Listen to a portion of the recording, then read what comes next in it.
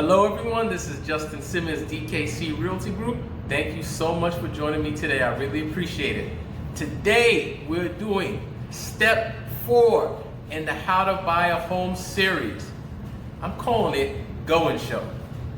So I have 7 tips for you to be more competitive when you're actually going to see homes and to give yourself the best opportunity possible to get the home that you want on the price and the terms that you want. Okay? So, let's get started. Step 1 is research the neighborhood. Now, I know we're interested in going to see as many homes as possible as soon as we can, and we probably should have covered research in the neighborhood when we first had our initial consultation. But if we didn't have a chance to do that or we were still up in the air, now is a great time to get it done. You want to know if the neighborhood is a good fit for you, even before you check to see about the house. Because a lot of times it's about the community that we're in, not just the home that we're in. So what are things that are of importance to you? Maybe it's the school system. Maybe it's public amenities. Maybe it's proximity to major areas. It all depends on what you're most focused on. But check out the neighborhood ahead of time. It's a great way for you to be able to filter out homes so you can save your time and energy for the places where you really want to be. It'll reduce your frustration throughout the process, and please believe me, the process can be frustrating enough without adding excess on. Okay? Step 2, try to be as flexible as possible when it comes to showings. I understand we all have very busy schedules, we have multiple things going on in life, and we're adding on a home search on top of that. That is a lot to take in, but you might only need to go to your next home 1, 2, maybe most 3 times before it's yours. We're talking about seeing it, doing an inspection, and doing a final walkthrough. If you can clear the time to do it just 3 times, and maybe only one of them is really inconvenient for you, it could be well worth it. We can't control when sellers give us access to their homes. It's their homes. So if they're only showing Tuesday evenings and Saturday all day, that's what we have to work with. So if you have the ability to be flexible for that home you're really interested in, exercise it. If you can't, don't worry about it. But if you can, give yourself that chance to get the home that you really want. Step 3, have all the decision makers there viewing the home the first time. You might not get a chance to come back. So you want to make sure whoever you want to consult about purchasing that particular property is there. Whether it's parents, a friend, a trusted cousin, contractor, whoever. Get everyone in that first time, because you might only get one chance to see the home given how competitive the market can be overall or a particular home can be to see it. So get everyone in, see it, and then you can make your decision. Step 3, have all the decision makers there viewing the home the first time. You might not get a chance to come back. So you want to make sure whoever you want to consult about purchasing that particular property is there. Whether it's parents, a friend, a trusted cousin, contractor, whoever.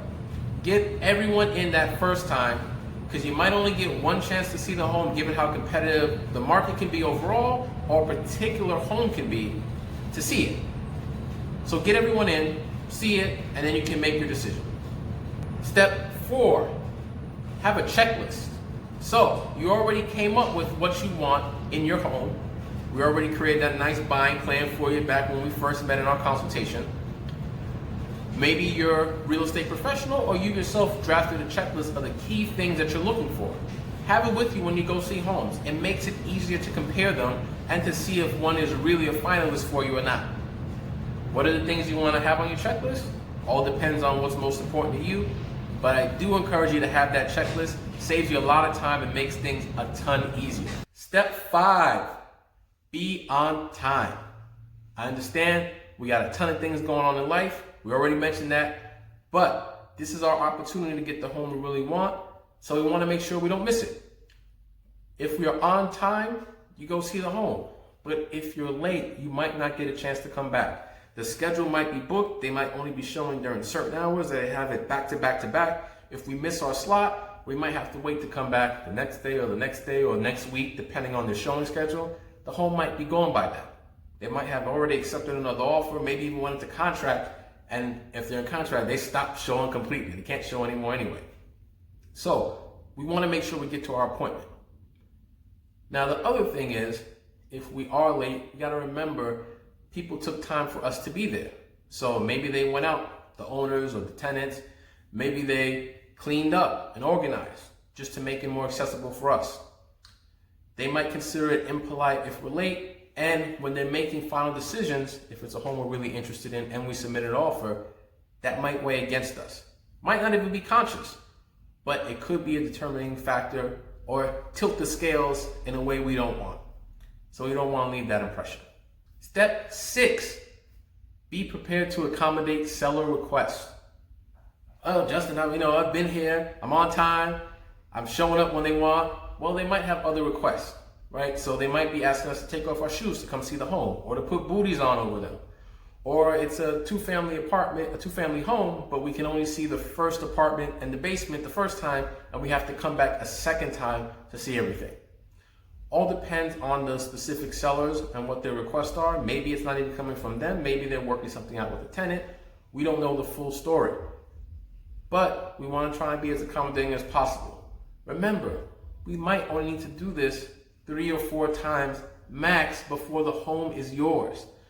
So, I'm just saying, give yourself that opportunity. Step 7, save the feedback for later. Please. So, it's okay to see something and say, oh, it's very nice. But sometimes we get, taken away, especially when we're seeing something for the first time. This is the most beautiful kitchen I've ever seen. Oh, everything in your home is perfect. This is great. You might be complimenting them. You might see the home as the most beautiful thing ever. Or you might see the home as needing a ton of work and you don't like a lot of the features that are there and you're going to demolish everything as soon as you get in. Whichever it is, save the feedback for later. Why? Well, if you're telling them how great the home is and you put in an offer, in their minds, the seller, that person wants to pay a little bit more. They can afford to go up. You might not want to. You might not be able to. You might not be interested in doing that. But they're kind of wired already to think, oh, I think my home's perfect. Well, they can definitely afford to pay a little bit more. They're willing to do that. I heard all their great feedback when I saw them. Or maybe their agent, whoever the seller's agent is, relayed that feedback to them. All right? Other option. Hey, we said all these things that we want to make done in the house, all these changes. This wasn't well kept, this and that. Maybe they're taking those again subconsciously as digs against them, even though you're talking about the house, and it's weighing against you when they're deciding between multiple offers, which could happen. So, stay in the clear. And even if the seller's not there, and even if the agent's not there, they still might have a security system or some other system playing video and playing audio, recording what's happening in the house. So I say, after you leave, lock the door, you're on your way in your car going home, or you're taking a bus, or you're walking, that's when you give yourself a debrief. In the meantime, while in your house, use your checklist. Check off, write things down, you'll be good to go. All right? That was 7 tips for go and show when you're actually going to see homes. Now, if you're interested in seeing some homes yourself, hey, go to my website, justinsimmonsbronxhomes.com. Go check the description or the comments, got links in both places.